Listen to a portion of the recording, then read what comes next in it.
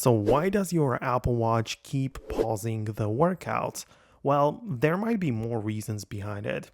Essentially, the reason why it might pause it during workout, let's say you open up the workouts app and start a running workout, if there is a pause, well, in that case, it will perform it when it cannot read your heart rate, right? So if the Apple Watch gets removed from your wrist, or let's say you wear it too loosely on your wrist, which is not ideal generally speaking, it might not feel that you have it on your wrist, so it cannot track your heart rate, and it might result in a pause of the workout.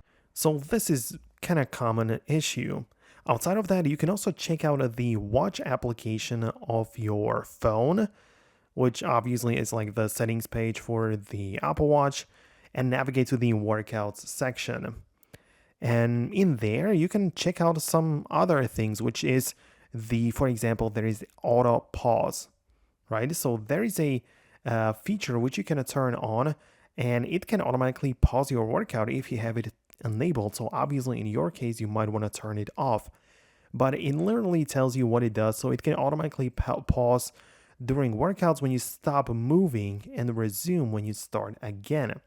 As you can see, it should not affect the running workouts that are controlled by a connected treadmill. So, if you have something specific like that, it shouldn't affect it. But for all other workouts, if you have it enabled, like the running and cycling like that, it might get paused when you stop moving as well. So in this case, ensure you don't have it enabled if you don't like this feature, and yeah, it should be working better. One other option is called press to pause, which is also kind of interesting because you can press or resume your workout by pressing the side button and a digital crown at the same time. So you have these like physical buttons on the side of the watch, and if you press them both at the same time, usually you take a screenshot of the watch, but during a workout, you might use it to pause or continue it. And technically, it might happen that you press it by accident, even though I don't really see that as being very common, but I guess you might also want to disable this option just to be sure. And one last tip I can give you is to generally keep an eye out for software updates, because a lot of times there is a new watchOS or iOS update which can fix these minor bugs or issues in the background, and usually it is pretty useful, so just keep your devices up to date.